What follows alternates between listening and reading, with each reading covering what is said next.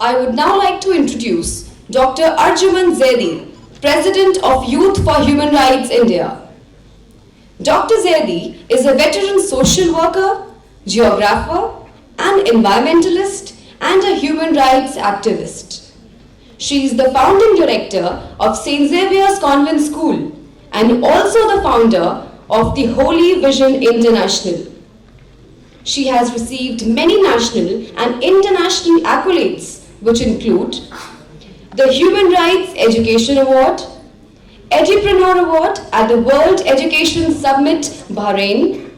I would like to invite Dr. Zaidi to come forward and tell us about Youth for Human Rights India, its work and progress.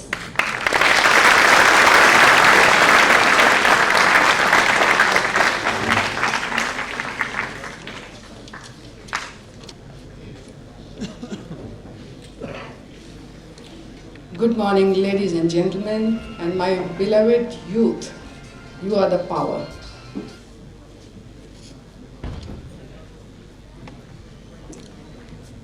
माननीय महंत दिव्यागिरी, Honorable Suruchi Agarwal ji, National President, National Coordinator, United Nations Development Program, UNDP, Maulana Khalid Rashid sir, Islamic Center, Father Gerald John Matthias, Bishop of Lucknow, and our dear Honorable Chief Guest, Dr. Wael Al-Batriki, Minister of Palestine, and from Embassy of Palestine, New Delhi. I warmly welcome you all, sir, here in our great event. It is great because you all are great people who gathered here. So it's a warm welcome from the core of my heart to the dignitaries on the dais. I would like to welcome all of you amazing young boys and girls and the dignitaries of the dais who have really spent their so much time, and they are coming from across the globe and many places from India. We all are gathered here for a noble cause today. It is not very easy to have such kind of determination which you are showing right now. Many people are here from Gujarat, from Nepal, from Afghanistan, and so many countries they are participating. Afghanistan, Bangladesh, Nepal, Thailand, Indonesia, Nigeria, Sudan, Kenya, Tanzania, Morocco, Yemen, Namibia, Sri Lanka, Mauritius, and Tajikistan, and of course the great India. So all of you are really amazing people because you have taken this great initiative as your own initiative and participate in this to make it a big success. Thank you very much for coming here, and I am welcoming you from the core of my heart. For these 2 days we are going to have a wonderful time, wonderful experiences, and wonderful knowledge. We have the group's delegations from St. Xavier's Convent School, Gomti Nagar, Integral University, DAV College, Dehradun, Chetna Shelter Home. These are special children. They are my beloved students from Chetna, St. Joseph, Bangalore, and Red Brigade team. And St. Xavier's College, Orissa. And so many of you have come from different parts. So I welcome you all once again. The basic aim of this organization is to empower youth and to prepare them for the new generation. How we have to create peace. And this is our mission, to ignite the young minds with this great tool of empowerment to create peace and tolerance. And they get trained here and go to their countries and to their places and become the advocates of peace and tolerance and promote peace and tolerance in their areas. This is the concept of the program.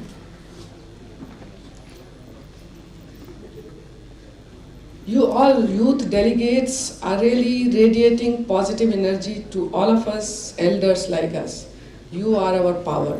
So you are giving us strength right now.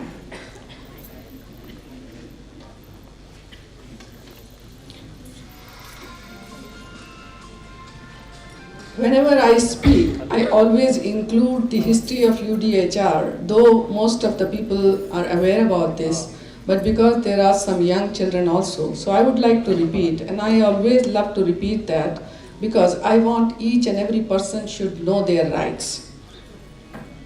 In 1945, there was a World War, second, and there was a lot of destruction happened. So many millions of people died. And lot of property, everything, resources, everything was destroyed.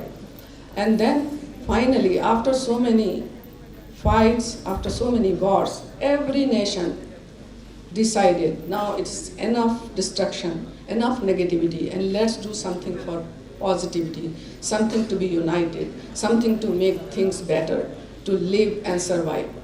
And then it was decided that we should have a document where all the countries should sign that document and follow those rules.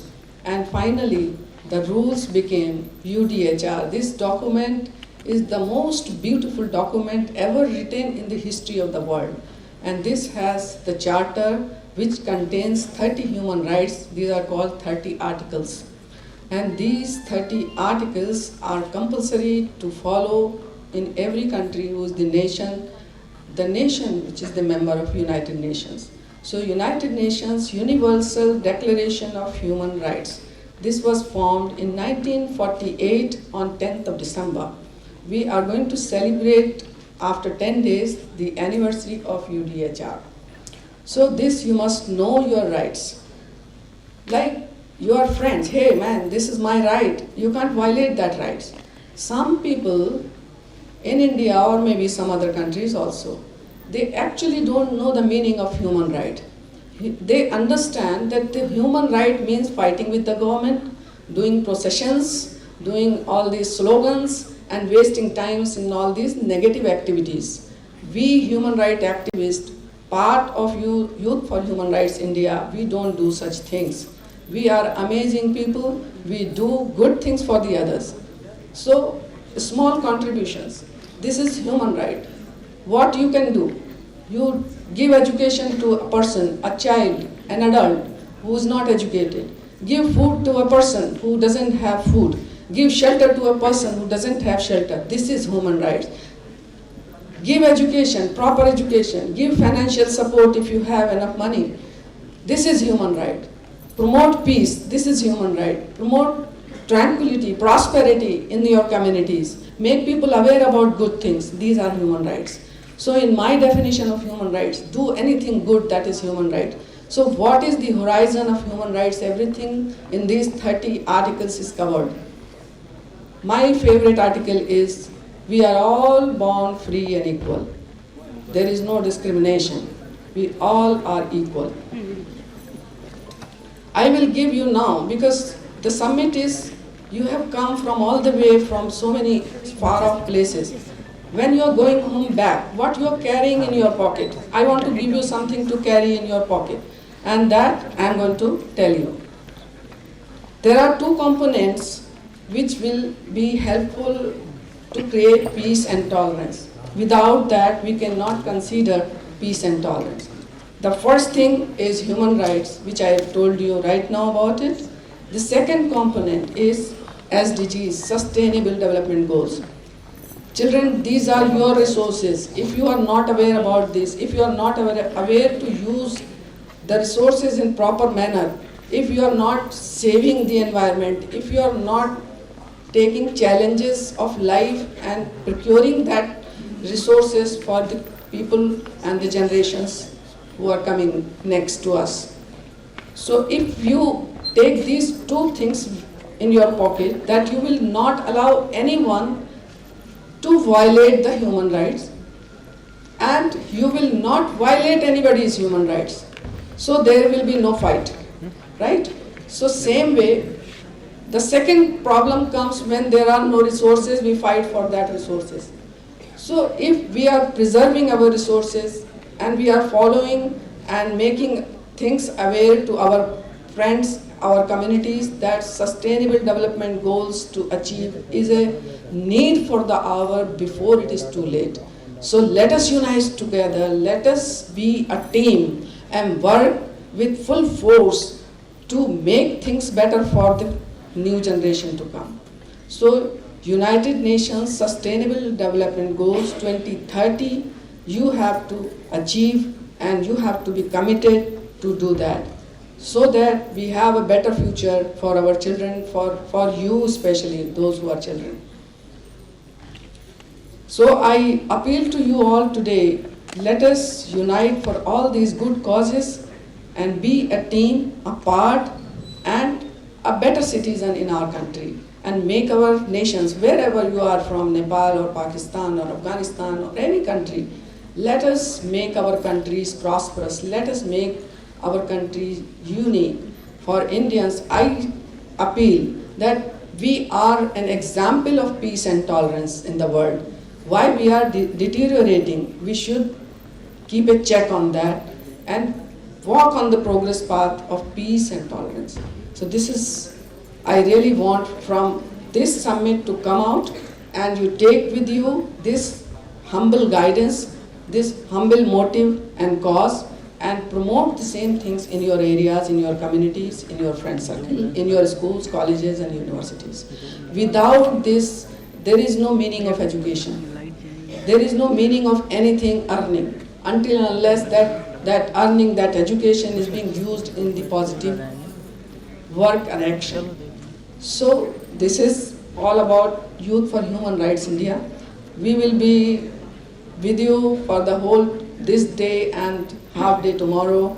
We'll have lots of good sessions, eminent speakers, maybe off the dais, many names are there, Sir Adara Puri, Sir Anil Rastogi ji, and many other dignitaries who will speak some amazing speeches, and you will gain a lot of things. There are dignitaries on the dais, they are champions of motivations, champions of things what they have done, especially Father Gerald Mathias and everybody, I suppose, everybody, and they are amazing. They have done a lot of good things to do something for the society, to bring the religions together, to bring mankind together, and to create awareness about what we are and what we can do for each other.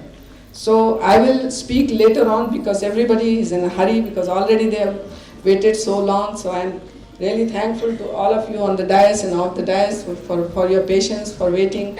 And now you will listen amazing speakers ahead. Thank you so much, and I will be again on the podium, again talking to you. Thank you very much. Thank you very much.